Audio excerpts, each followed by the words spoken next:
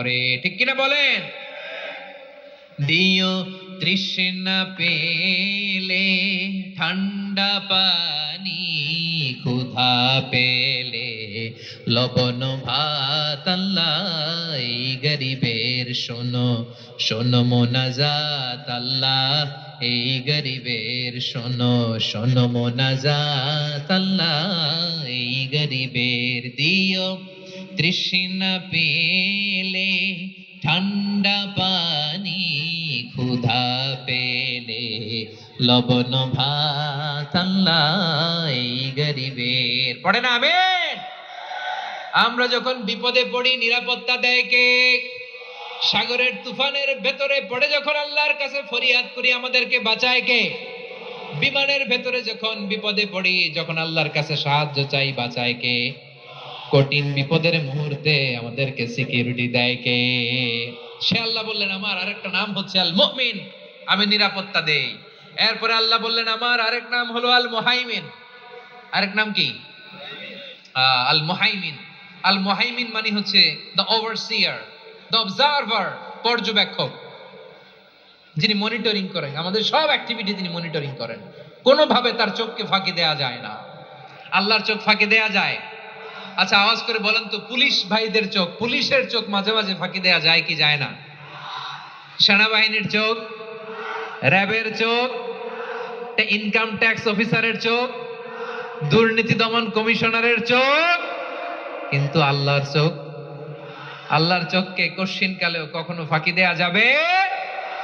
যেখানেই যান, ঘরের ভেতরে ঢুকে জানলা লাগিয়ে দরজাটা লক করে যদি অন্যায় করেন, পাপ করেন, দুনিয়ার কোন চোখ দেখে নাই, দেখেছে কে? পর্দার আড়ালে যে যদি পাপ করেন, দেখে নাই, দেখেছে কে? গহীন সাগর তলে ঢুকেও যদি অন্যায় করেন, কেউ দেখে না, সেটা দেখেন কে?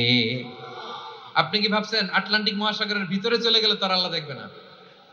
প্রিয় বারোয়াখালীবাসী, আপনারা ওশেন গেট কোম্পানি নাম শুনছেন? ওশেন গেট, তারা এই যে টিটান সাবমার্সিবল একটা সাবমেরিনের মতো বানাইছিল, যেটা টাইটানিক জাহাজের ভগ্নাংশ দেখার জন্য অনেক লোক যে মারা গেছিল না, ওটা সাগরের একেবারে গহীনে চলে যায়।